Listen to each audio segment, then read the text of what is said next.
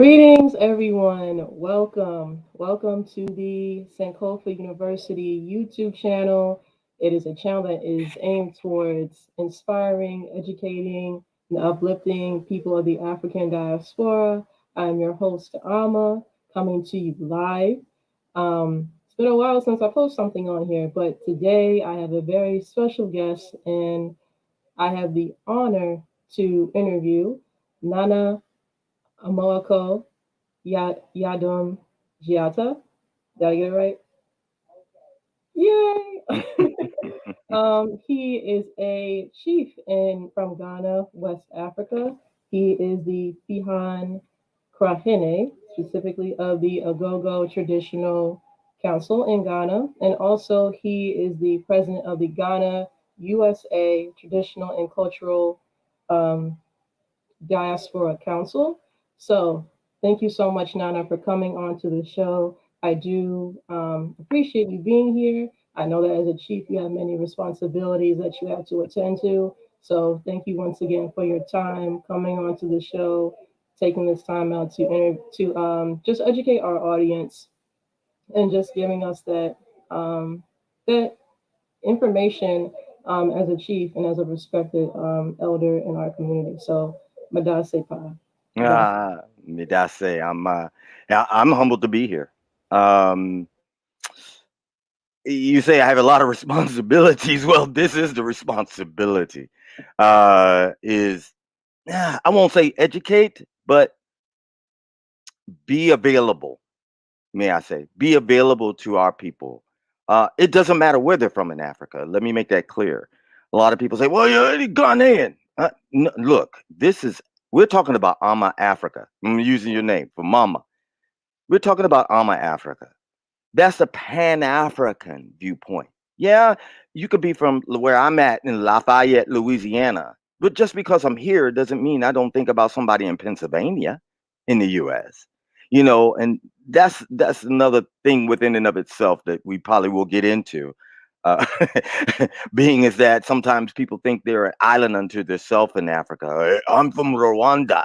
Okay, but you're from Sierra Leone. Yeah, but we have to think as a whole in order to uplift Africa and our people in the diaspora and the historical diaspora. Facts, that Pan Africanism, and just coming together as one people, regardless of geographical location, because that trips us up a lot. And that's why we get these diaspora wars that I'm pretty sure you're aware of. Oh, I'm Ghanaian, or I'm Nigerian, or I'm from the States, or wherever it is. But we all have a common, I guess, history as Yes. people. Um, and we have shared experiences, whether they're similar or exactly the same. Um, we just need to come together as one people and unite against, I guess, European white terrorism. I don't use the term white supremacy. I don't use that term. I use white terrorism, if you understand. You know, I say tyranny. tyranny, tyranny. Okay, there Hmm. you go. White European tyranny. Hmm. There you go. You're a Albino. Gentile. You're a Gentile annihilation sometimes, but I'll use tyranny. Right. Okay. So, where are you now? Like, are you in Ghana? Are you in the No, States? I'm in Louisiana. I Oh, reside I reside in Louisiana, although I do have home I have to in the Agogo traditional area, in the Asante Kim North. So I have a palace there, and I have a palace here. Um, don't have one in Benin. That's another story, but I have one specifically in my home area in Ghana. Mhm. But I do live here in the States. If anybody is like, well, he doesn't understand. No, I was born in Ghana. I was raised here, not in Louisiana, in Washington, D.C. So I have the best of both worlds of understanding because in my family are diaspora and historical diaspora. I have family that were slaves. I have family that were sharecroppers. And I also have family that are suffering right now from colonial stress disorder back home in Africa. Mhm. Post-colonial stress disorder. Yes, the same as Uh, post-traumatic slave syndrome there you go. by my friend Dr. Joyce DeGruy. I mean, it's a different fact of mentality in the psychoanalytical way, but it has the same effect but a different outcome. Facts. A lot of people tend to think of slavery and colonialism as two different entities, separate. But no, there's some overlap there. They're they're Why is they're that? they're Why is not. that together? They're not at all when it deals with the subconscious mind, because both. If we let's go with one basic similarity that we can find when I give talks. When you talk about post-traumatic slave syndrome and then post-traumatic colonization syndrome or disorder, they broke a people down to make them dependent in an infantile way to their way of living. That's the one common fact. They broke it. They alienated. They committed genocide. They destroyed a way of life. So now you're dependent, totally dependent upon them for your sustenance. It's the same thing. There is nothing that anybody can argue about that because it has the same effect. It made people lose an identity. It made people lose tradition and customs. Same thing. Same thing. The other differences that could be is like no, some if you were living in Africa, they that the predominant weren't put under a chattel chains, but they still were put under a chattel mentality. Whereas the historical diaspora was done both ways. So what's so different about that? One is physical and one is mental. They both have the same outcomes. They make up people feel bad about themselves, war against their own kind, and et cetera, blah blah blah. Yes, Nana, absolutely, absolutely. So let's dive into the first question. So the first question that I have here is describe your journey and experience becoming a chief in Ghana, West Africa. You told bits and parts of it earlier, how you were raised here, but how do we go from being raised here to becoming a chief? What? Well, that and I'll try to simplify it because it can get complicated, and we're not going to be on here 2 or 3 hours. So there was always a way. My father told me that my name wasn't my name. I was raised that way. I'm a lifetime member of the Universal Negro Improvement Association. My father was a uh, what? Well, the same title holds. It's a chaplain general within that, a function, which is like a minister. You know, the spiritual ministers in the UNIA. The most famous being the first one was Archbishop George Alexander McGuire, who was a founder of the Holy African Orthodox Church, which people don't realize that was founded back in 1918 under the UNIA. So this is a bit of history, okay? But from there, my my father was born in 1919, so that's going to give you a little bit of like history, okay? And my parents were basically like my grandparents because of their age and me being an only child. But I had a host of Africanisms around me, especially because of the UNIA. Queen Mother Moore was at my house. A lot of people were at my house. Dr. Francis K. Wilson is a distant cousin of mine. So I had a lot of influences, if you follow what I'm saying. But uh, to I was always not curious. I won't use that word because that would bastardize curiosity. I was always knowing that I needed to find medically where my ancestors came from because it was always said, find where we're from by my family members. So before all of the DNA tests, that are out here on the market now that I get questioned about every day, and please do not write us talking about which one is the best. I'm not going to answer that. I make no money from them. But I did medical testing and research and going to the Library of Congress and more medical testing, and then found documents. And it was discovered that, wait a minute, you're born there, you know, and then understanding my matrilineal line, Adwo, my mama, who has an American name, of course, but Adwo is her Akan name. Um, in that I was a part of the Suna royal clan after I finished all those tests, and then trace back and trace back and trace back and trace back, and then it was known that part of the Suna royal Kotoko, as we call it, or clan. Um, and then a stool was ceremoniously set aside for me of the Fiancra, which is a Ndinkra, which is like a bridging of the gap and coming together in a fortification. It's a symbol, and you'll see it. I wish I had it to show you right here in front of myself, but I don't. Um, to be a gap bridger, because of my understanding of both facets of the pond. You have Africa, and I've traveled all through Africa before all of this. I went to Uganda. I know the Omakama in Uganda and Bunyoro Katara. I know Princess Erika Abanmu in the Kuapim. We are very close. I served with her, served her family as an intermediary or emissary, as they say, and then got into this. I hope I didn't like make people go all over the place, but that is why the stool came to me and was inaugurated ceremoniously, because I'm the first Fiancahine in Akan history. Nobody else has held that stool.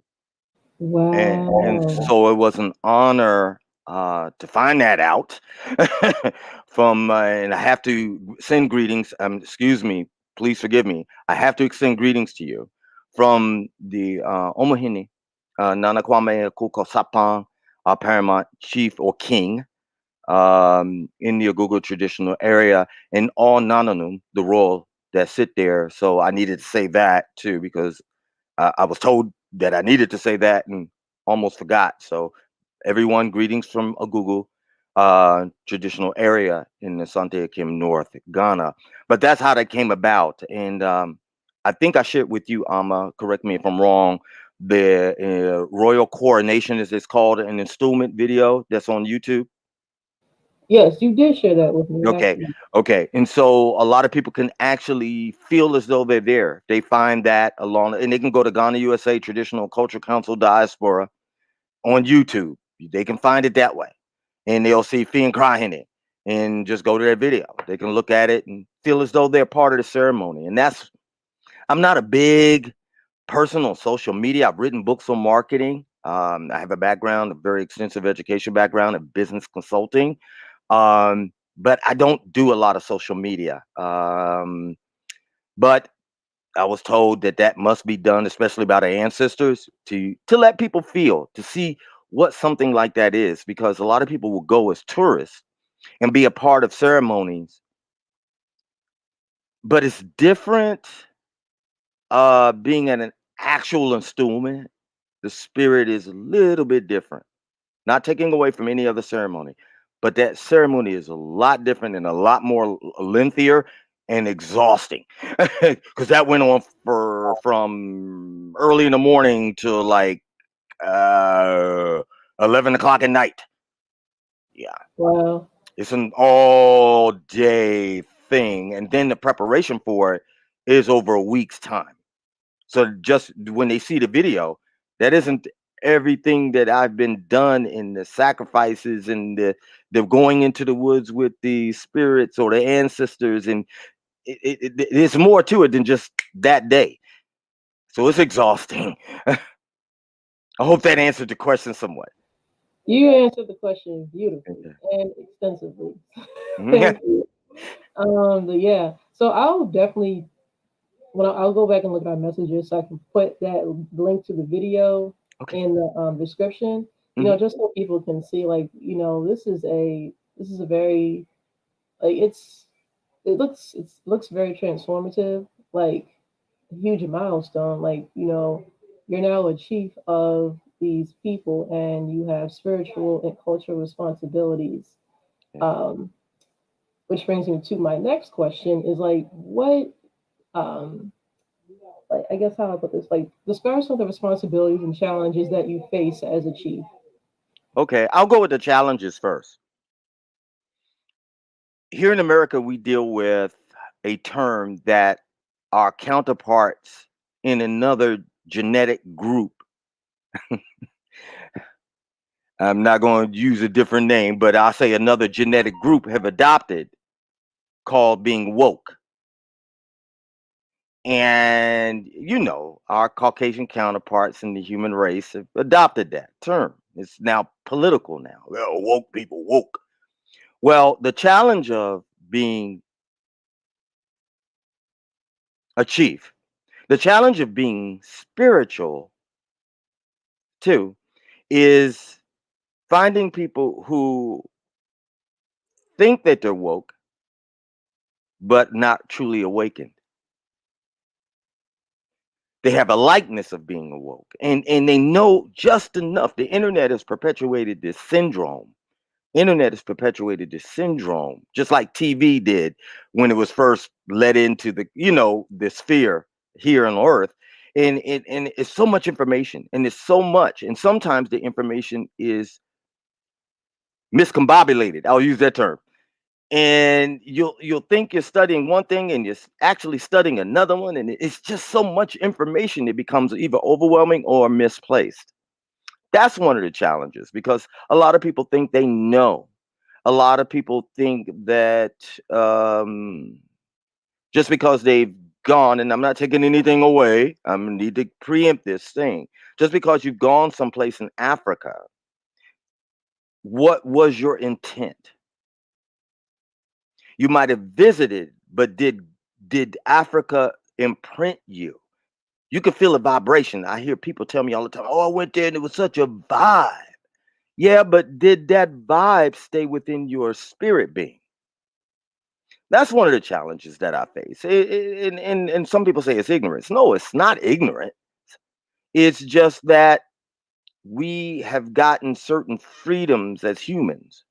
And we have this concept of, yeah, it's my way or no way. But you have to be open to learn, open to take in, especially after slavery and or enslavement, that what you think you've been fed. So you may have to change your diet up a little in order to live better. It's just like having cancer. You have a cancer. Well, now you got to change your diet, your lifestyle. Well, that's the same way with finding your African consciousness. It causes you to have to change your lifestyle a little bit. It causes you to feel a little bit of pain because you're going to realize that you didn't know diddly squat that you thought you knew. Yeah, you can go around, and I know Dr. Milana Karinga personally. You can go around and light all the and talk quote the Nguza Saba all you want to, or the Ma'at, but that doesn't truly make you African consciousness. You're just doing a recitation. And so that's the challenge that I have. Now going into the responsibility, I just said them. It's like just to be an example. If I'm going to be an example of traditional leadership, then certainly I must live my art. If I'm going to be an example of traditional leadership, certainly I must live the Nguzo Saba. If I say Kuja Chakalia, then I must live Kuja Chakalia. You know, that's the responsibility that I have. It's just to be a beacon of light. It's not to convert somebody to Asanteism. It's not to convert somebody to go to Ghana. It's to find the African consciousness and self within themselves. That's my responsibility. Because if I do that job well enough, no matter where they end up on Africa, they'll be the best that they can be. And that's my responsibility. Some people think, oh, you're trying to get everybody to go to Ghana. No, I am not trying to get everybody to go to Ghana. I'm trying to get Africa into you, not you into Africa. Because believe me, it's just like putting, if you take a dumb person, well, I ain't not gonna go any further. But you get my idea, don't you? If you take something that's cancerous and put it in something that's healthy or somewhat healthy, well, now you're gonna cause it to have even more abreaction. So no, you don't want certain things in certain things yet. We have to better ourselves, our consciousness better as a people. And that's my responsibility.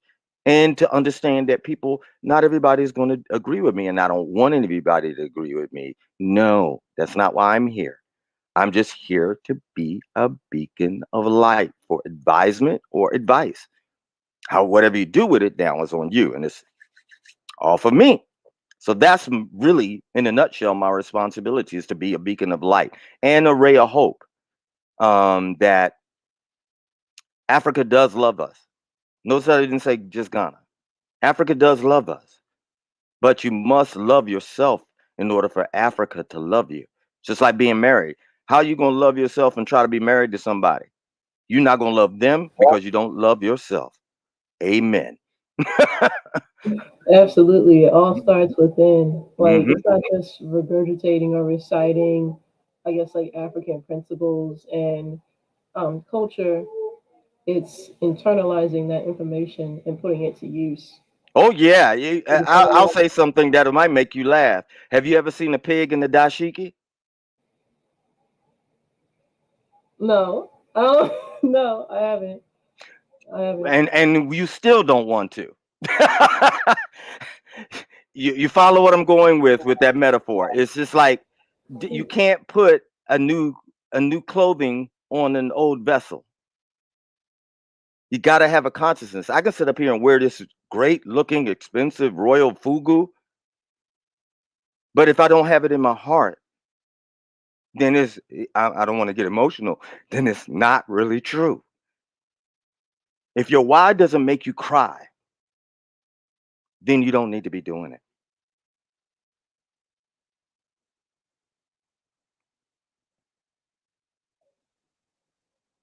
It has to be genuine and it has to be sincere.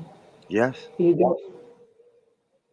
Should touch the bottom, it should touch the depth of your being. Africa. I wasn't born in Africa. Africa was always in me. As our ancestor Kwame Nkrumah say. You know? It's no, it's not some place that I go. It's some place that I live inside of myself. And then when I go there, I'm home. Even if when I'm in America, I'm in Africa because it's inside of me. And that's the key. Facts. Mhm. All right. So with that question, the third question I have is with Ghana specifically. I know Africa's huge. It's not just Ghana, but you are a chief in Ghana. So I'm going to ask you this question. Um, Ghana has recently had these initiatives to welcome diasporians, people of the traditional diaspora, back to Africa. In this case, specifically Ghana, we 2 years of, what was it? Back in 2019, we had the year of return, and then now we have the decade of return. So these are initiatives and campaigns to welcome diasporians back home. What, as a chief, like, what is your perspective on this? Is this a genuine effort to welcome back people of the diaspora? What could be done better if something does need to be done better? Like, what's your take on this? They're probably going to revoke my Ghana card. I'm very militant when it comes down to this thing because if you look around the score of internet video on YouTube, you will see people that have been wounded, returning home, spending all their money. When I say home, let me go back and erase that word home to Ghana. You asked specifically about Ghana. And people have to understand this. Let me give you the history. Ghana is a baby. I want to help people understand this. All countries, as we know in Africa, are babies. I'm not talking about the history, the archaeology, the antiquity. I'm talking about the independence. That's what I'm talking about. So you have Ghana that's like 70 years old. Well, you're living in a country that's 300 years, different things are different things. Well, you in Ghana's economy and the bright minds there, and I do mean that, said, well, how do we provide economically for ourselves when we have other attractions, falls, forests, beautiful, beautiful places in Ghana, all throughout Africa, but I'm just dealing with Ghana. And how do we do that? Well, we get people to come. Well, that's called tourism. In every city, in every bastion of the United States, of these Americas, there is a tourism travel board. Well, it's the same thing. I mean, it's marketed. And when we get into historical facts, and here's where I'm going to get in trouble, so I'm going to let you have plausible deniability. I'm going to say this, and I can. That wasn't the only gate of no return.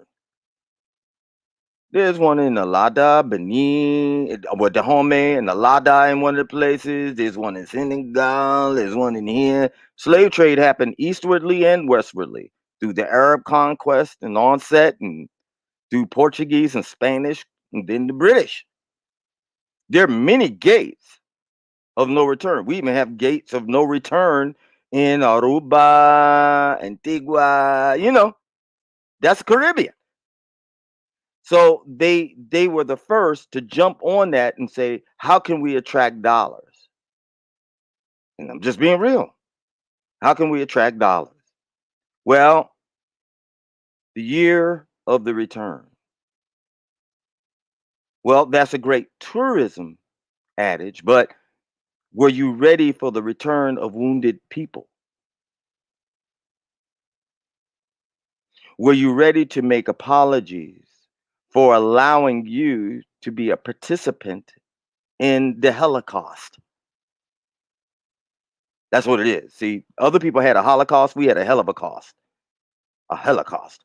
And so, in my eyes, psychologically, the people weren't ready because there's still not been a lot of apologies. There's recently been done one because of reparations, but we have to understand the rule behind that.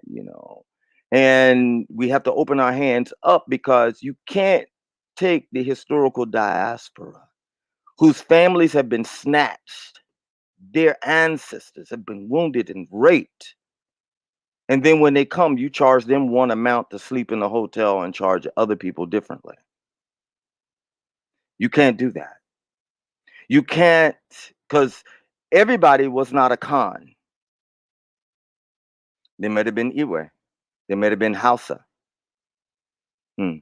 So everybody may not have an Akan name. You may have a Hausa name. You may have an Iwe name. See? And see, the benefits of that was just done from one vantage point. And I have nothing wrong with that vantage point economically. But there's a more psychological need for our people to be returning. And there must be a more welcoming. You can put on the oh, Nana Abina, I wish my wife was here near me because she could tell me the name. But you could put on the scarf. I think a lot of people have this. I call it scarf because that's a word and tweet that my mind can only think of. I'm saying it in English, but there's a scarf and huh? The kente cloth? Yeah, the kente scarf that they give, and they have like the year of the return on it. And I'm like, what the heck is that? What? You're dressing them in that, and you're playing the djembe. Kwaba. But are you welcoming them in? Are you grabbing them and crying with them? Because these people are coming back and their families have been brutalized. And are you truly embracing them? Or are you saying, oh, yeah, these mini CDs, yeah, you get this dashiki, you get this, hey, agu, yeah, yeah, yeah. Without going too deeply and getting in trouble, I think it has it's great points, but psychologically, when a hurt people hurt people, how about that? And if you're not ready to make amends for that truly, then you've got hurt people wandering around, or people that are hurt and wanting, and they're desiring to be welcomed, but they're treated like tourists, not family. And I think that's the mindset that needs to change. You want, do you want us, or do you want what comes with us? That's the thing. And that's what I argue. And I'm probably going to get some phone calls later on if somebody sees this. And guess what? I don't care. I'm going to speak my mind, because from the east coast of Africa to the west coast of Africa to the east coast of the United States to the west coast of the United States and all points in between, my people are my people. I don't care if they're from Panama. I don't care if they're from Montego Bay, Jamaica. I don't care where they're from. They're my people. And we should not, we've got to get away from treating each other like, when we come to a place, like a tourist. If you're talking about you want us to return home. I hope I answered that. I won't get myself in any further trouble. Okay. Yeah, so it's not, if we're gonna come home in Ghana or anywhere else, don't look at us as tourists. Look at it like we're genuinely trying to seek a connection with the people, with the culture, with the land of our ancestors. So don't treat us like tourists. Don't look at me and charge me a different price than what you would a local. Don't do that, because a lot of Exactly. people, and the thing is, like with, I feel like with Africans on the continent, they have this preconceived notion about us here in the West, particularly us here in America. They think that we're rich, we got Benjamins and Washington, we got all we that we're loaded. And I think part of that has to do with the media, but I think a lot of it has to do with the media and how we're portrayed, like, and how America is portrayed. But that we're not rich. We're And not. and and when I tell them, I have broken down a dichotomy of my budget to my brothers and sisters there, and they are speechless. When you talk about the average household spends $4,500 a month, I'm talking about maybe with children, maybe one child, $4,500 a month for living.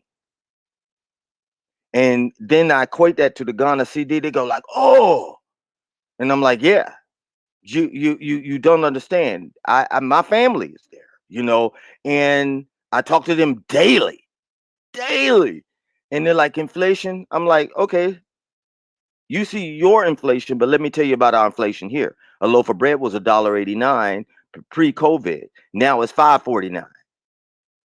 Just don't think that you live in this bubble, and that's what's happened.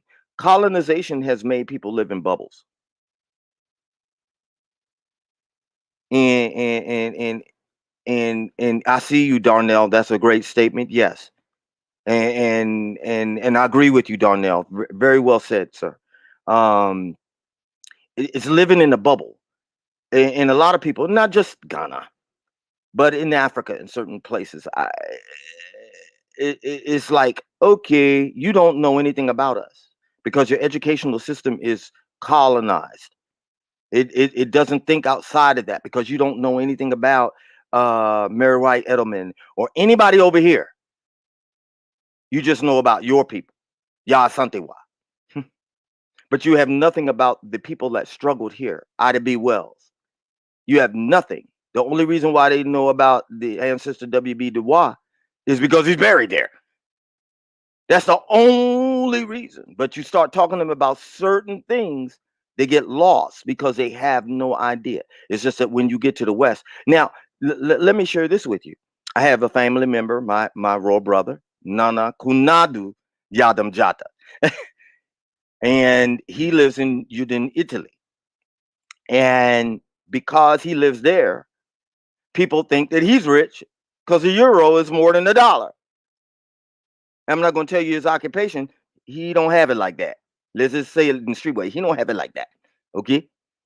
But they think because of the perception and not just the media, is everything outside of their own is better than their own existence. And that is the psychological fact that hurts in the colonization. Everything else is better than you. They risk their lives to go across the Mediterranean to live and get beat like they are were back in the enslavement and die trying to cross. In Italy, there's Ghanaians who barely have any shoes trying to better for their family, and they're making pennies on the dollar because they think that something is better than where they live at. And that's a sad fact. It's a sad fact. America ain't. We still got a lot of wars going on. We get shot down, shot at. Hmm, hmm. I mean, I tell them, they say, "Oh, I want to come to America." I said, "Can you get a gun?" Oh no, I say, "But then don't come to America." There was recently an incident. I don't know whether you've heard about this, Alma. Um, 4 months ago, almost to this day, there was a Ghanaian who was killed in New York, a taxi cab driver. The people jumped out. Now he should have known better because I know that part of New York well. He jumped out and chased these group of people that didn't pay him. Well, somebody came up from behind him and hit him with a tire iron and killed him. Those are the things that they're not used to because a lot of times in Ghana, you'll see Ghanaians talk loud. You've been there. They talk loud. Hey, hey, oh, talk loud, and they get, but you don't see them fighting. Like I tell them, come to America, you gonna get jab slapped. You gonna get boxed. Jumping up my face because we lived a different way. You can't take that same mentality and come here with it. You have to adjust and adopt. Just like we returning, saying that we're returning home, have to get used to the power going out. I know you experienced that, didn't you, Alma? No, I did not experience that. Oh, you're blessed. Hey, PR, PR.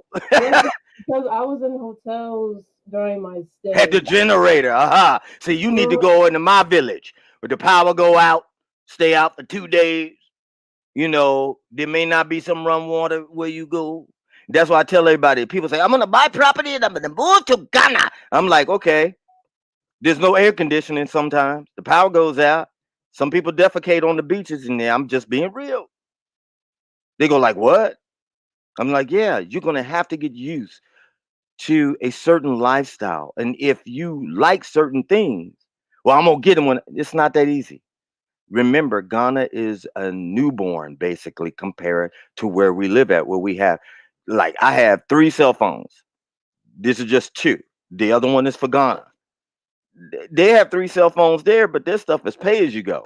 They don't have contracts, and they buying little increments of credits all the time. The CD right now is very, very low in comparison to dollar exchange.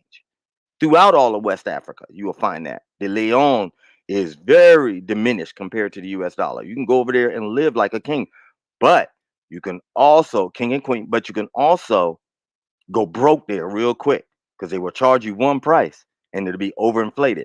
Plus, my brothers and sisters over there be doing the hustle. Let's call it the hustle. Everybody gonna get a piece of what you pay for. And you got to pay somebody else. And people say bribe. No, that's just what they're accustomed to. Give me some, give me some, give me some. And people get very disenchanted with that because nobody educates them to that's the rule of life that they follow for right now. It'll evolve eventually. But remember, Ghana is still a baby. Ghana is a baby. Do you think? Well, I have another question, Go ahead. but with what you just said, do you think that we should be a little bit more patient with our brothers and sisters, like when we do go over there, like understand that you know they're new, they still have that colonized mindset. You know what I mean? I'm That should be glad you said it that way. I don't think the word patience would be in a justifiable word. I think we should go with more understanding. I think when we're dealing with, let's just like we're dealing with Ghana, I think there needs to be more people doing what I do and promoting a quotient of understanding. I think that's a lot of times when people go there from the historical diaspora. They they go with excitement, but it's nobody here saying understanding. Yeah, there's a lot of YouTube channels, and I hear people saying different things, but there needs to be a consistency with that understanding. It's not so much patience, it's understanding. It's just like, okay, let's use this. I'll be Neil deGrasse for if everybody's not familiar with him. That's our black physicist that we see on TV all the time, Neil deGrasse, Tice deGrasse. Okay, now if you're going to another planet, you got to prepare. Let's say the moon. Well, there's no oxygen up there, so you got to wear a suit.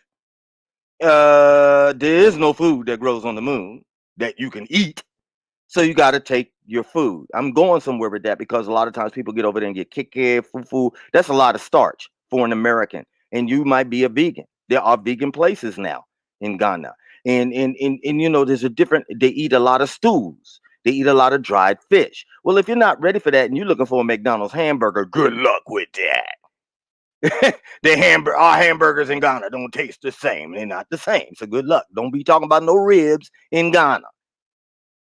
Okay. Darnell said, yeah, when I was in Nigeria, I experienced power outages. I also was asked to bribe folks. Yeah, yeah, Darnell. I mean, it's just the complacency of the infancy, not the infantilism, but infancy of that because they were made dependent on the colonial system. Those white folk, I'm being nice. Okay, yeah, it's nice. I was going to say a bad word. Those people really subjected them to so much dependence that it almost would make you say they were blithering idiots now. They oh gimme. Well, what are you going to do for yourself?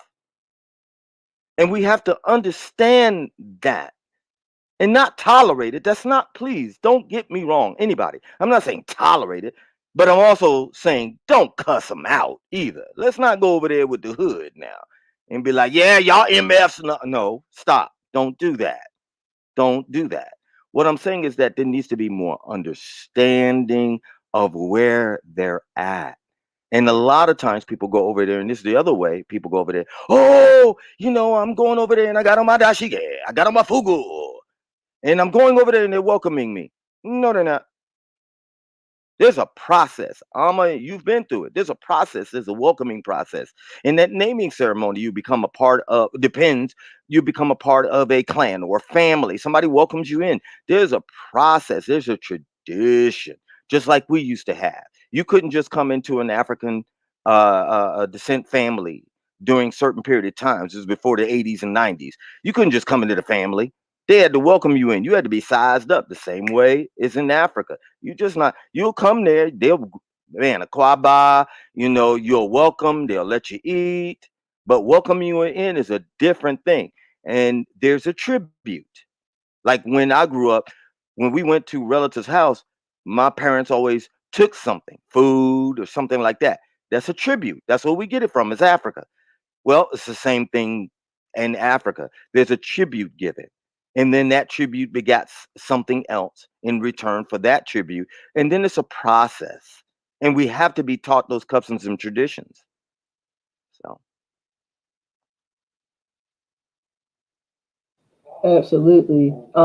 We gotta learn about. We gotta have what you said. We have to have an understanding where they're coming from, and also taking the time to learn about that tradition and those cultures and those values. So that brings me to my next question. I see a lot of chiefs. I see a lot of American African chiefs coming up in Ghana, and I'm like, no, not all of y'all, bro. See, there's no way. And with your responsibilities as a chief, like you were born into the royal family. yeah, I was born. I'm bloodline. Yeah. Yeah, you gotta learn the customs, but even with that, you gotta learn the customs. You gotta go through the installment ceremony, all that, and it's Yes. not a walk in the park. I'm pretty sure it's a lot of preparation and training that you have to go through spiritually to become who you are. So Yes. with all these chiefs popping up, what's your thoughts on that? I noticed a lot of this is taking place like during the year of return. So Oh boy, yeah, I'm probably going to get a lot of emails on this one too. Well, you got me living dangerously on my. Um, gotta discuss it. We gotta I understand it. I understand it, and a lot of times, okay, back the Sante Hine o Ose Tutaware, God rest him, may he rest in power. Um, instituted an office called Nkusuwa. Nkusuwa was meant for. Hey, I'm gonna get in trouble for revealing this, but I don't care. Nkusuwa was meant for foreigners, not for us. Nkusuwa was a way of acknowledging a foreigner, whether they be whatever, but it wasn't African descent, of acknowledging efforts made for upliftment. Mm. Now, it got out of hand in some ways. I'm going to get off of Nkusuwa because a lot of people are named to that chief, or Nkusuwa is the female counterpart, the female chief of development, or queen of development. And by the way, chief wasn't even a word. You know, colonization did that because you had to bow down to the queen and the king. And so they didn't need other kings, so they chopped that word in half and said chief. They're actually, I'm just a king, but we say chief now because we got used to it, you know, and the paramount chief.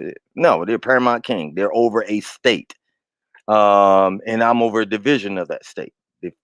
Um, and I'm also the Inkrashe Kudumhine here. I'm actually Omohine here. I have 3 stools. I'm a leader in my family for the Akuna. I mean, Akuna, that's my wife. She's Akuna tribe. She must be thinking about me. The Asuna. So I'm actually an Asuna Hine for my clan here.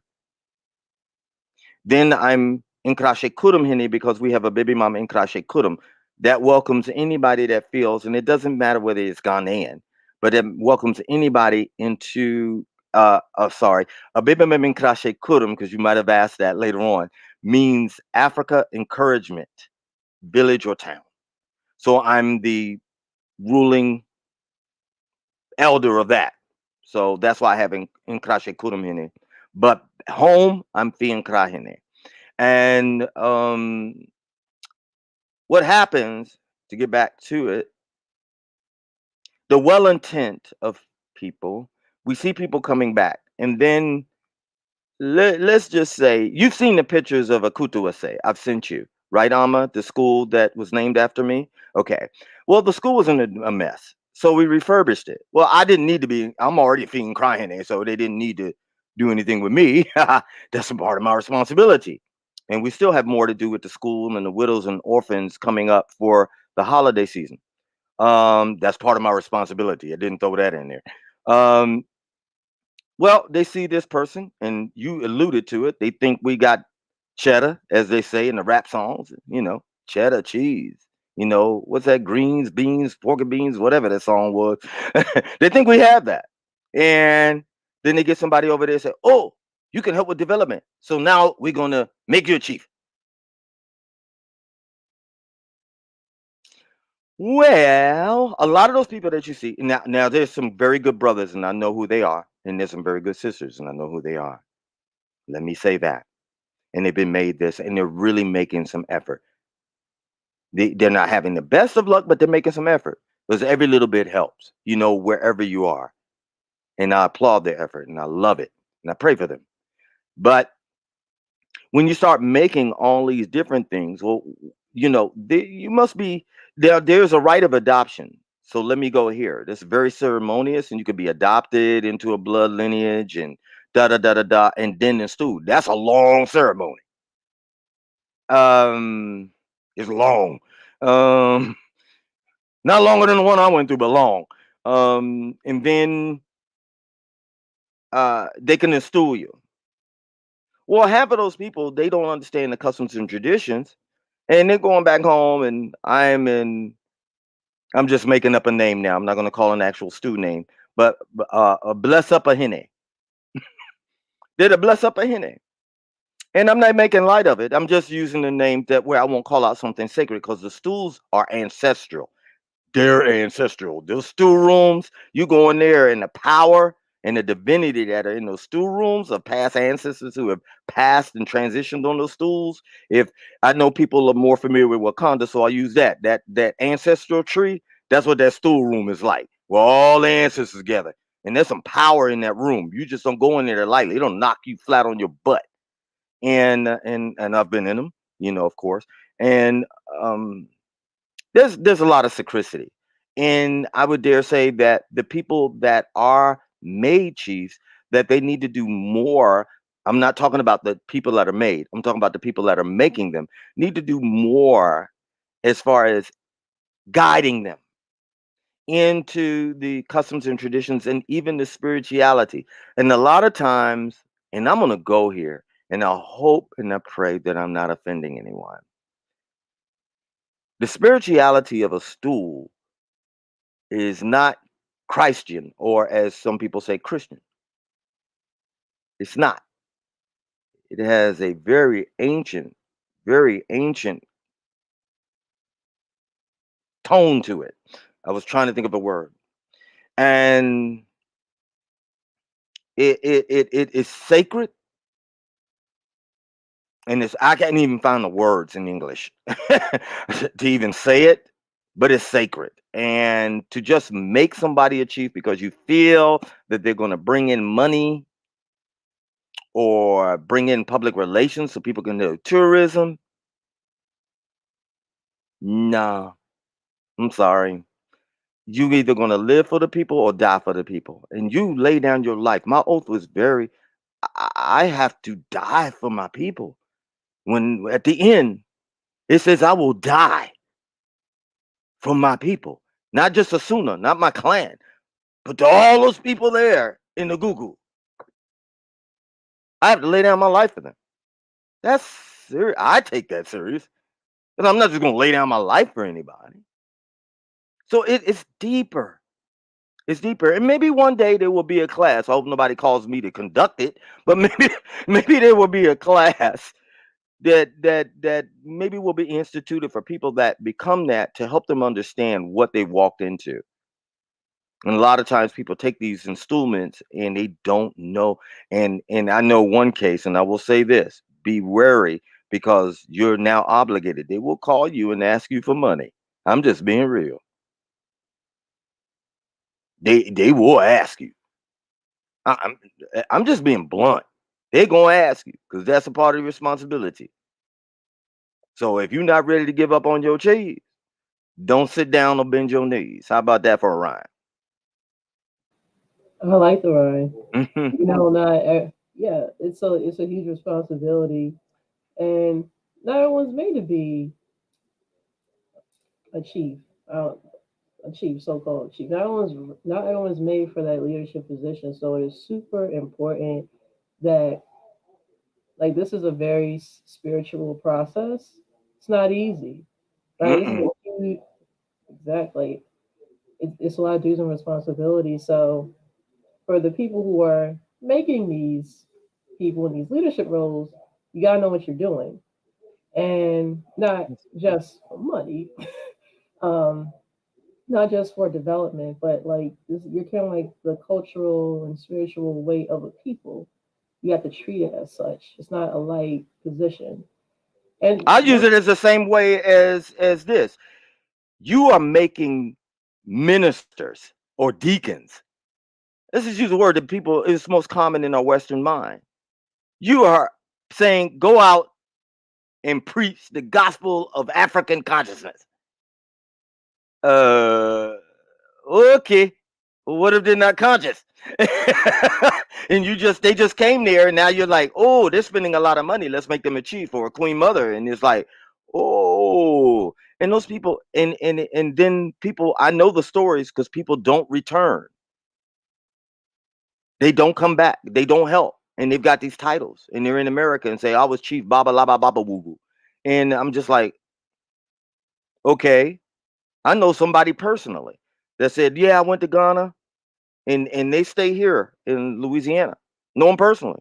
They were made a chief of the youth. I'm like, uh, they must not have done any background on you, bro, because I wouldn't have made you chief of the toilet, because your life ain't right. Hey, you can't be representing that village. No, brother. And see, that's what happens without a background. May I go somewhere with that? I'm gonna separate chieftaincy in that sense and go to spiritual chieftaincy. As people are running around going to spirituality and Africanism. Okay. Be wary, because everybody doesn't have a lineage. There's chiefs in the house, and there's chiefs known supremes of those movements. Take it the Ifa Afa Budon Throne, which I'm a part of, and in Dahomey, or as we say, Benin, now the Republic of Benin. And you have to know a lineage. And sometimes people, you just can't be a Babalawo or a chief, which is the same thing. It is actually the same thing. But it's on the spiritual side, which both should be, but that one more. And you got to be careful who, as the old folks say, lay hands on you. I have the power to make chiefs in America. I do. I'm not going to do it unless it comes with a lot. It's a lot of work, and you just can't run around with this stuff on. You just, family rings. Do I have a picture of it?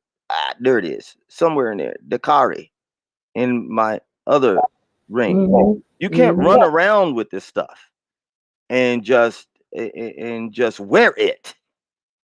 It becomes a part of you. You eat, sleep, and drink it. 3 o'clock in the morning, 2 o'clock in the morning, our times. I'm getting calls from a Google. 2 o'clock at 3 o'clock in the morning, I'm getting calls from other places in Africa, Benin. It's not just, I deal with a lot of places in Africa, not just Ghana. Because when you're a traditional leader, guess what? Even though it's Ghana, I'm a traditional leader in front of all people.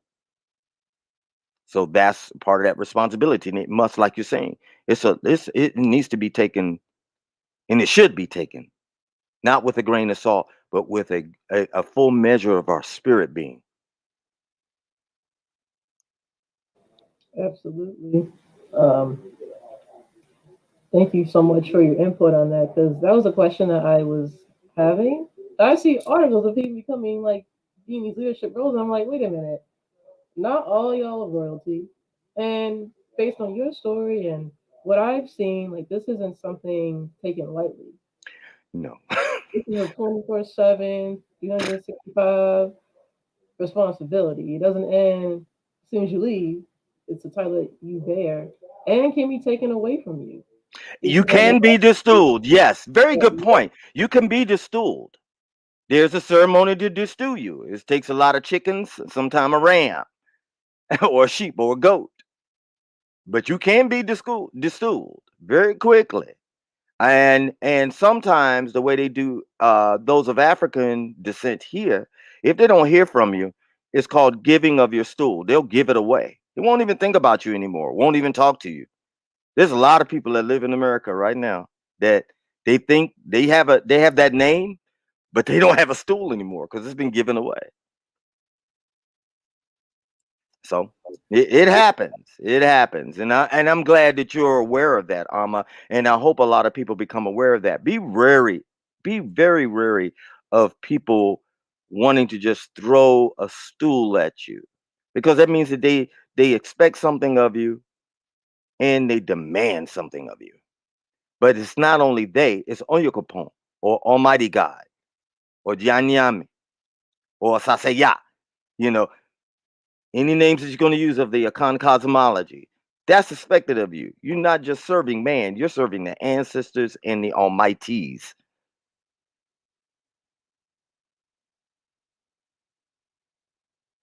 straight up, straight up facts.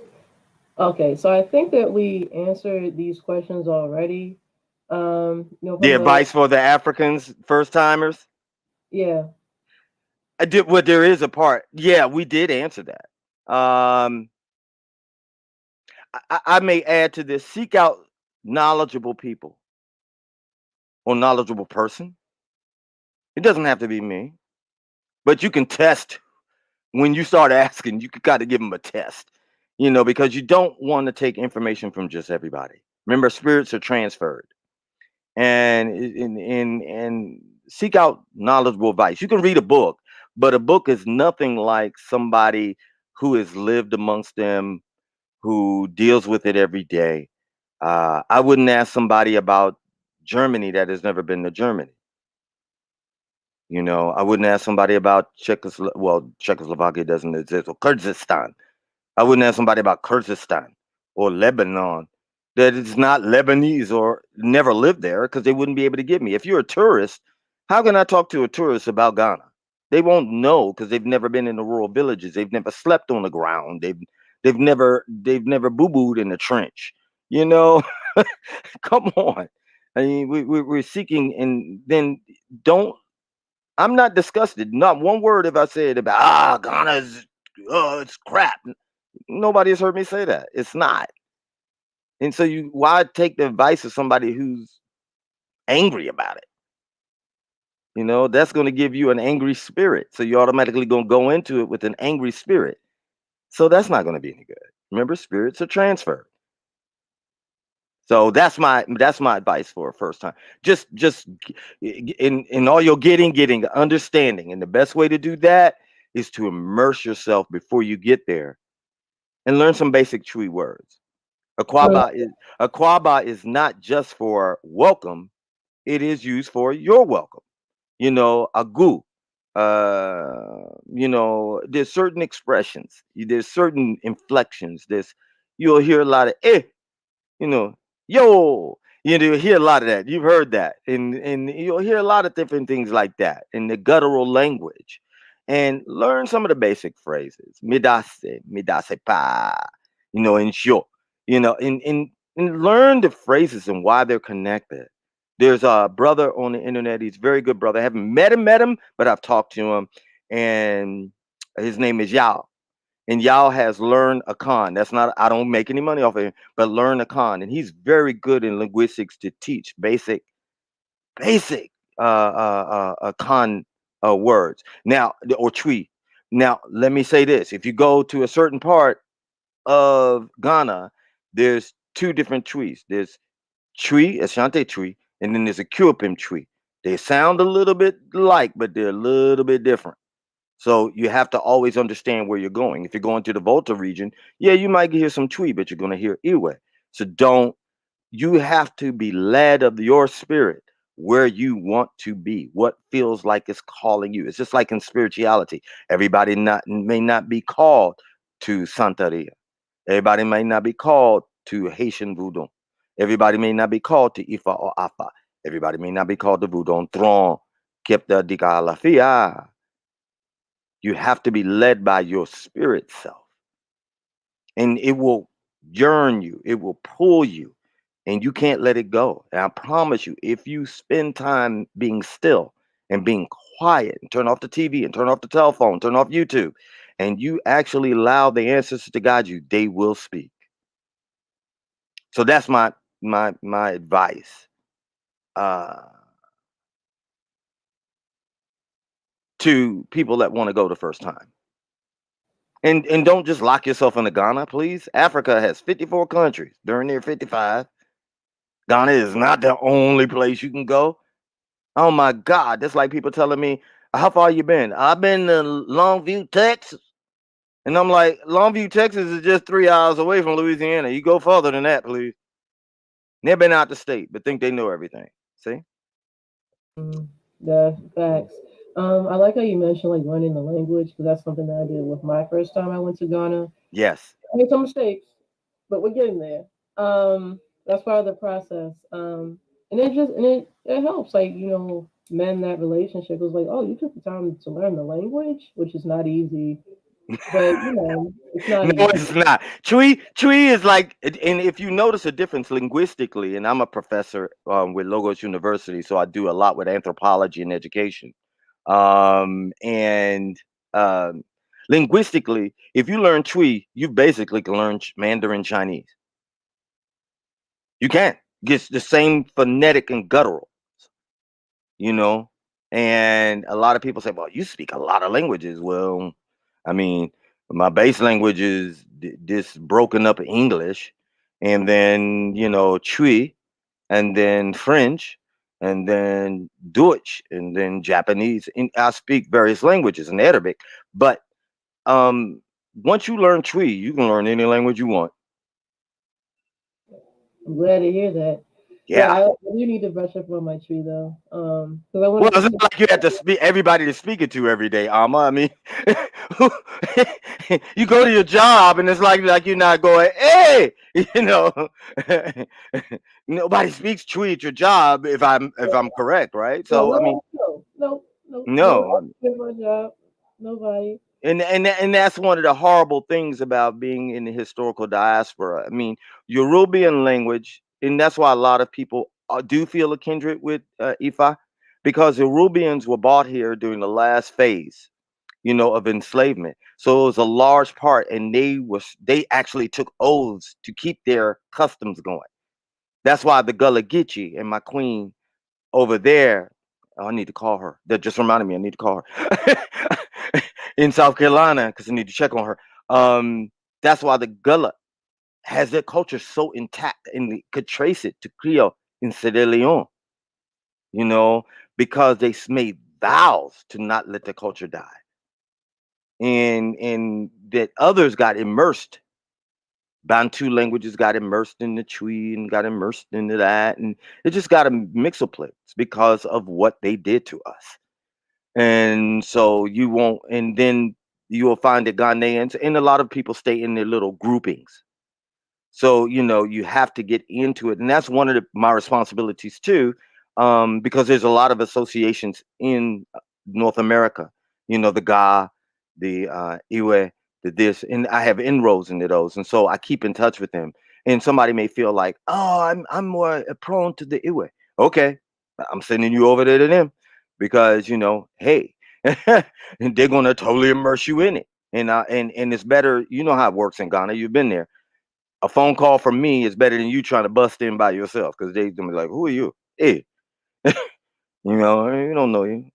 They'll welcome you. They'll give you drink, mineral water. I know you got used to hearing that mineral water and things like that, but they're not gonna fully let you in. You have to be let in by Onechame, the linguist.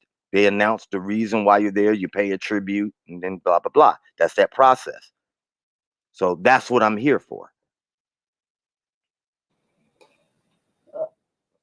So next question. I have two more questions before we close out because yeah, we're going on very smoothly, which I love. I love this conversation, like what you are, and just like your thoughts and input. Again, I really appreciate you coming on to Oh, it's my honor. the YouTube channel, your time, and just sharing your wisdom and insight on these various topics. So we talked about American Africans going to Africa. From your perspective, what would you say to Africans from the continent coming here to the States? Don't. Don't. No, I'm kidding. um, the same advice I give Africans diaspora, historical diaspora going to Africa. Have understanding. Know what is real.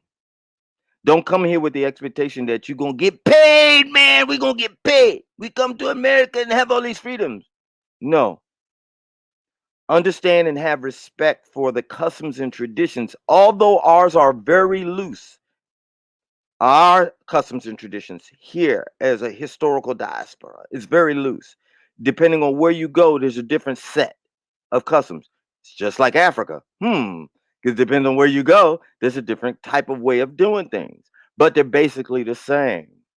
So I think that anybody coming here must understand the way that what we've been through in order to deal with us. That's our situation. One, they get here and start to get into the hustle.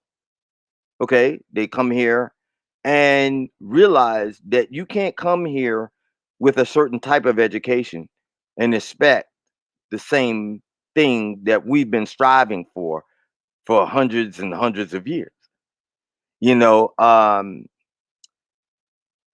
there's a person, and I'm not going to tell his relationship to him because he doesn't know I'm doing this radio program, so I won't do that. But he has a teacher certificate, and I don't know how much you're aware of about the teaching or the educational system as far as the occupation there. Teachers only make about $260 US a month, and you can be a teacher with a certificate. It's like graduating high school and going to a couple of programs and getting a certificate, and you can teach. Now, it's more in depth than that. I'm not making light of it, but you come here and try to be a teacher. Oh no, you're not gonna be a teacher without a BA in education. 4 years, you gotta go through some tests. You Yeah, gotta the do a background check. You got internship. woo, and you That's still gonna be underpaid comparison to the median income in America. that's right. And see, they have to understand that, but that's why they think. Let's go back to the other part of our conversation. They think we rolling in cheddar because they see, what they have, and yes, what we make is way better than them in a lot of instances, except in Liberia where the dollar's a dollar. Um, but and maybe in South Africa, but um, it's they need to understand. See, there's the thing: the year of return or the decade of the return. Okay, come here and see. Come here and see what we've gone through, and then return back and say, "Oh, they don't have it like we think we have it.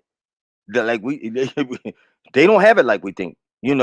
There's a lot. I have a lot of people from. There's three parts to a Google. And there's the Google traditional area, which is north, Asante Kim North.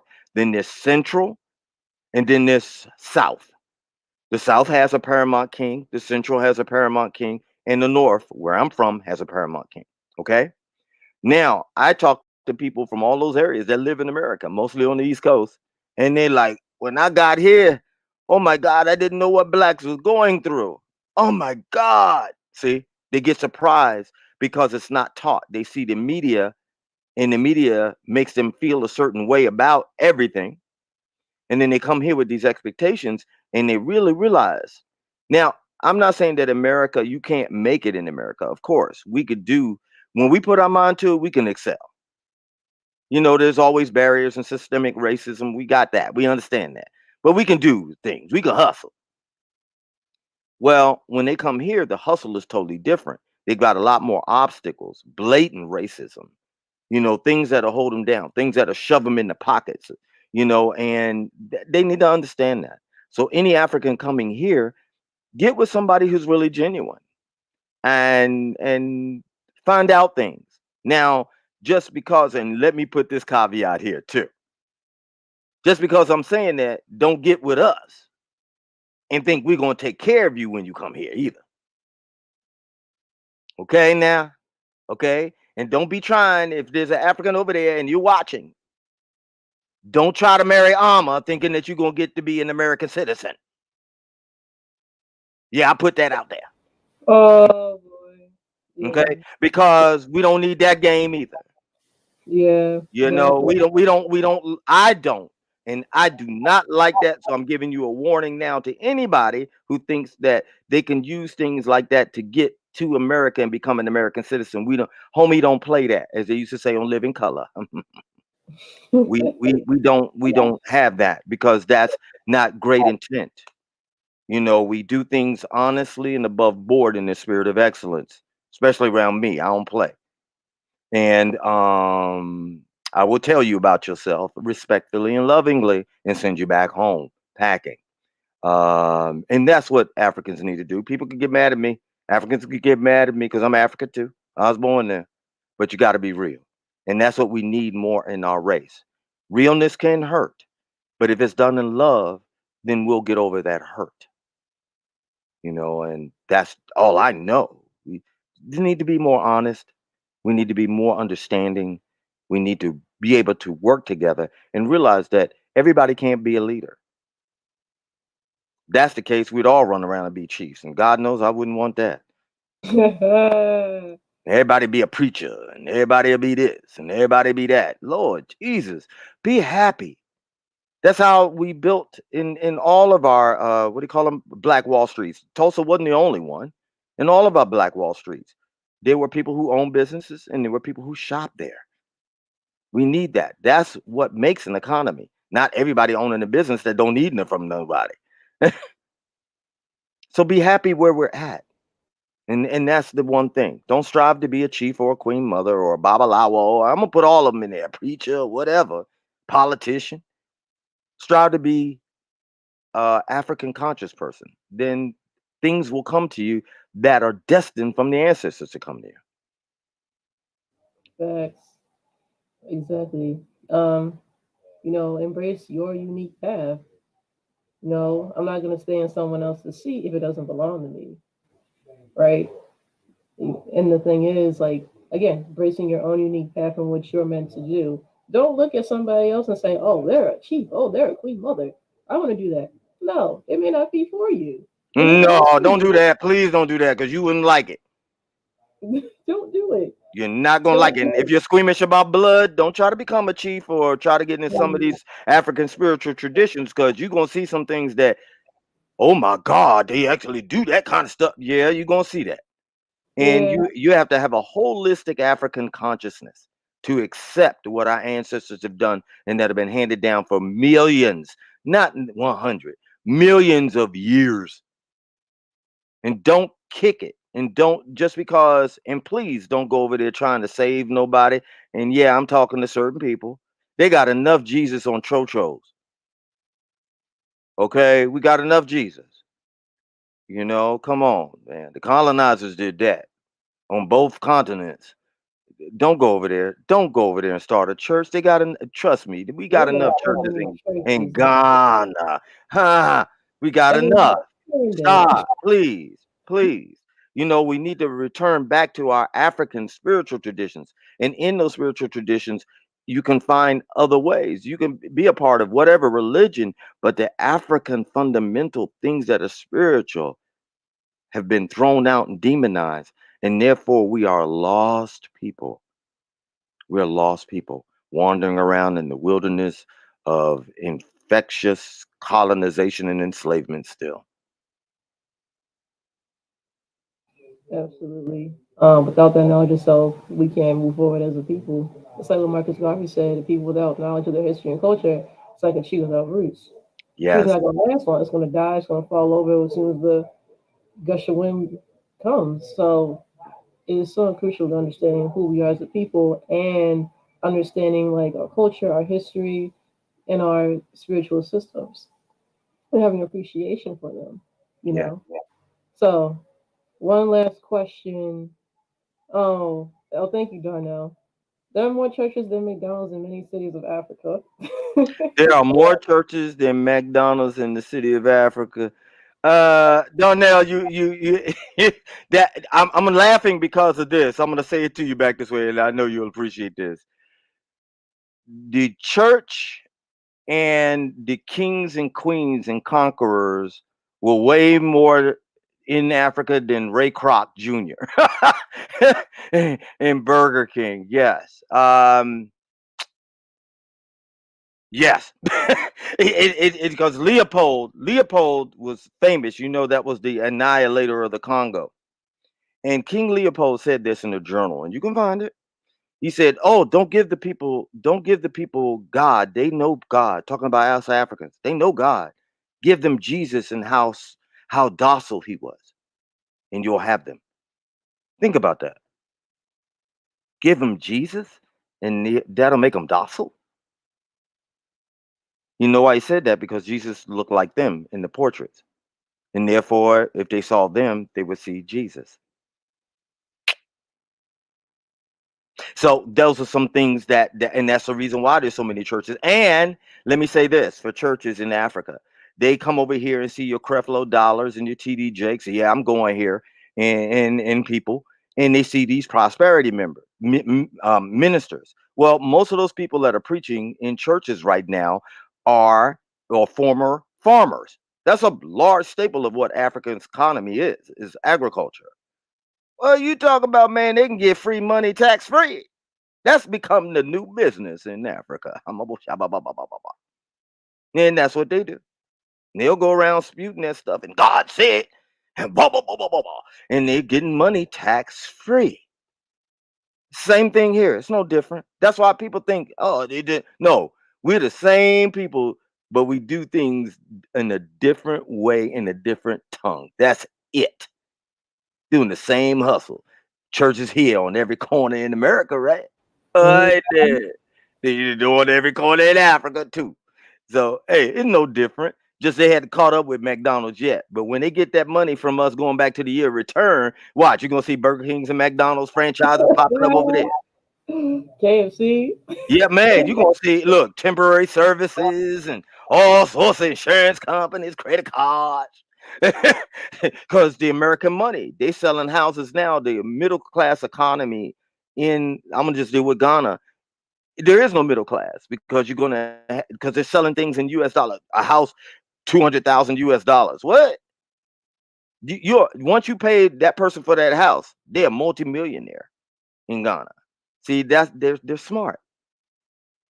Our people, we as a people are smart. And we need to have that understanding. Because if we hustle half as much as they do, man, we have multi-billionaires walking around here.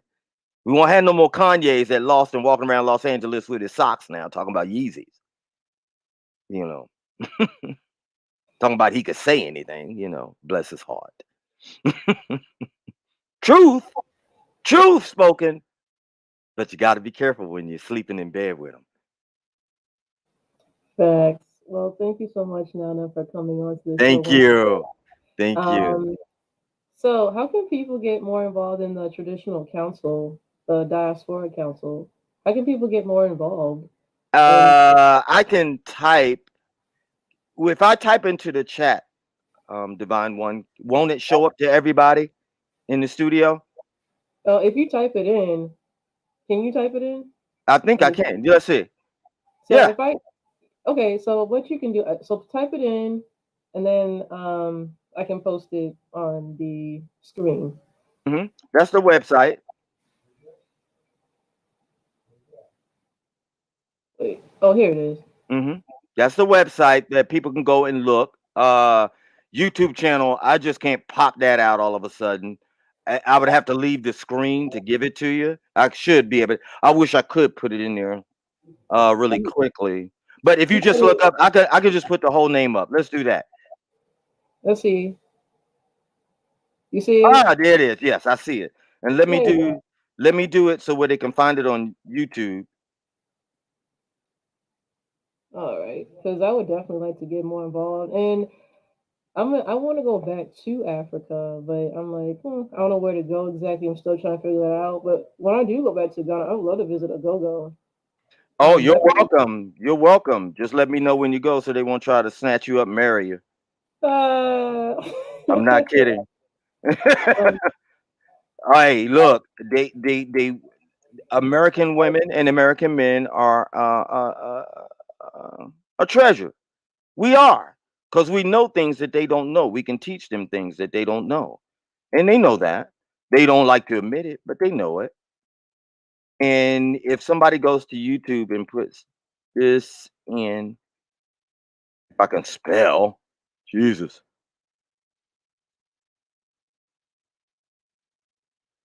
let me see.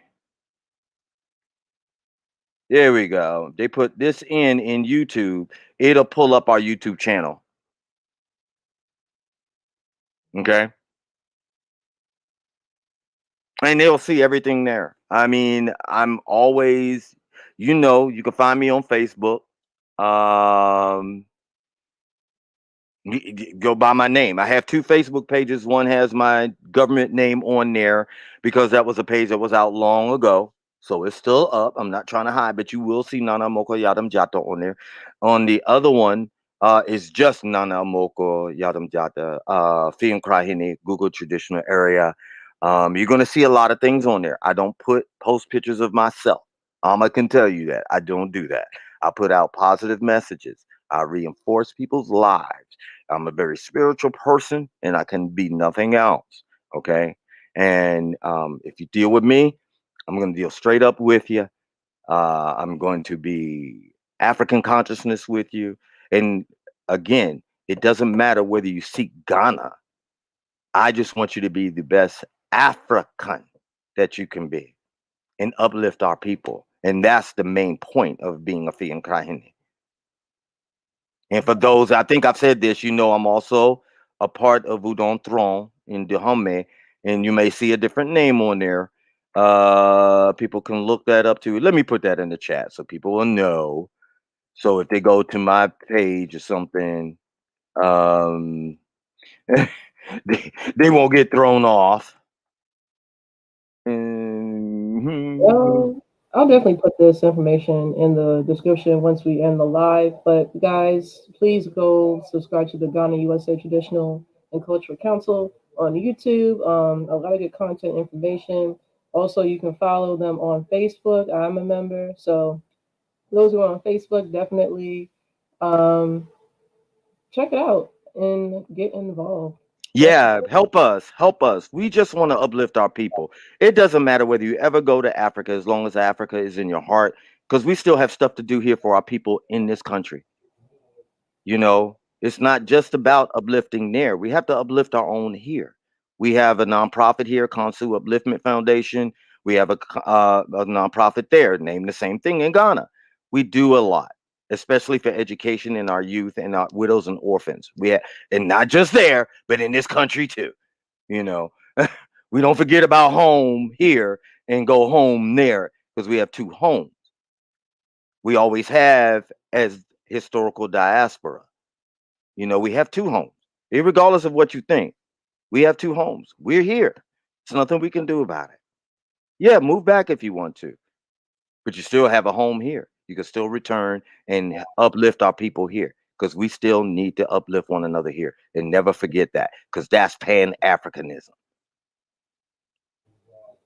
Absolutely. Um, we got two homes. We got one here in America, and then we got our ancestral homeland. And we have to look after both, take care of both. I know a lot of us, we get caught up in, Africa, Africa, Africa. We have a home here too. We have people here too that we have to look after. We have to have rites of passages program, and I want everybody right now that's even watching, that's even watching, and I want people to understand something that you see up there. Return back, Sankofa, and then Sankofa University. I helped run a university. Look at her coat of arms and see the uplifted fist. And understand the symbolism behind an uplifted fist. Understand all the symbols that are in her coat of arms for Sankofa University. And support it. Support it. Go on Patreon. I don't know whether you have a Patreon. I just plugged that for you. Do you have a Patreon? No, I should make one though. Yeah, I, she should make one. So let's encourage Alma to make one. Yay! She needs a Patreon. Do you have a Cash App? so I do have a personal cash app, but I think I should make a separate one for like the university, like for the platform. You know, that way You, when I you mixing the see, you see, everybody. I'm encouraging her to do stuff. See, because if we don't assist the sister, then she's going to. And I'm just being real. Everybody out here listening, I don't care whether there's five of us. If you don't support the sister can eventually get discouraged, and you won't see this no more. And that would be a travesty. That will be a travesty. And she did not tell me to say this. I'm appealing to you now. If you're watching this, support her. Just don't watch, support. Find out how you can volunteer. Just give her 1 hour a week. That's all she needs. But her, because she's divine feminine. And if men, if you're listening to me, if you don't lift up divine feminine, then Africa will fail because that's what we call her Mama Africa. Not Papa, but Mama. Because I don't know anybody right now, personally or otherwise, that did not come out of a womb. And that comes into a female, right? So let's uplift our sister Alma, please. Please. I beg you. I beg you. Please, for me. Thank you so much, Nana. So that concludes our interview. Thank you so much, Nana, again. for your time and your insight and wisdom for this broadcast. This is being recorded. It will be available for replay for those who missed the broadcast, who couldn't make it. So yeah, this will be up on YouTube live, available to see, available to view. You can share with people that you know. Of course, I know some people that couldn't make it, so I'm going to share with them as well. And I'll definitely put that information about the council in the description, so that way people can check it out. I highly encourage you guys to check out the work that this elder is doing. He's putting in the work. He's very serious about uplifting his people, both here and on the continent. So please support him in the Agogo village. Again, when I get the funds, I will do my best to visit Ghana again and specifically visit that area. I would love to just get involved and with the people and everything. Definitely would love it. And I would say that I had a really positive experience in Ghana, but I wasn't like in the village. I was staying in hotels, all that. But I would like Oh, to get you were a tourist. I ain't even talking to you. No, I'm kidding. I'm kidding. but yeah, It's okay. You experienced Ghana, and that was how the ancestors needed you to experience it right away, because it can be a culture shock to go so deep. It can be, and it could discourage people a lot of times. And then you weren't in a place, just where you were being asked to do things that you weren't prepared to do yet. How about that? So I'm glad you experienced it that way versus another way. And so you have a better outlook. And so I'm thankful to our ancestors and, in Samanfo, Bosom Samanfo, for allowing you to do that that way. all right. Thank you so much, Nana. Is there anything you'd like to say before we end the broadcast? I just look forward to more. Please keep doing more of these, Ama. Um, I know I will send a link to Kaba Hiawatha. I know you know who that is. And Dr. James Small. They're very prolific. I know them. It was just Kaba's birthday earlier this week. Professor Small's birthday was 2 weeks ago, 3 weeks ago. And let's just get busy, everybody. Let's get busy. I don't care whether it's spiritual or traditional, which are really one and the same to me. You can't have one without the other, but some people separate them, and I don't. I don't care what it is. Let's do this work. Let's do this. I'm 58. I'm going to live to be 150. I promise you. But I'm 58. I want to be able to hand things off to you all. Okay? So don't let me down. I expect to see you doing this with us. And now, thank you to everybody who is here. Darnell, thank you for your participation. It meant a lot to me. I really appreciate that. And thank you to all listeners that support Sankofa University. And I expect Alma to give me a report that, oh, people are donating and people are asking to help. And I'll be so joyful. And who knows, maybe she might have my ugly face back again doing something, but we'll talk about maybe historical or archaeological, because I know there's more questions out here about not just this, but just the real stories, just the different things that may go on, or just lessons in how to deal with certain things that go on in West and Eastern Africa. So you might see me back. Who knows? Definitely, absolutely. We will see you back. And thank you so much again for your time and energy. I never You- thought I would be interviewing a chief on my show, but I'm glad that it was you. So Thank yeah, no, yeah. you. We're going big places. Yeah, but as Nana says, let's get to work. Let's get busy. All right. Take care, everyone. Hope you guys enjoyed the show and have a good evening. Power to the people. Power to the people.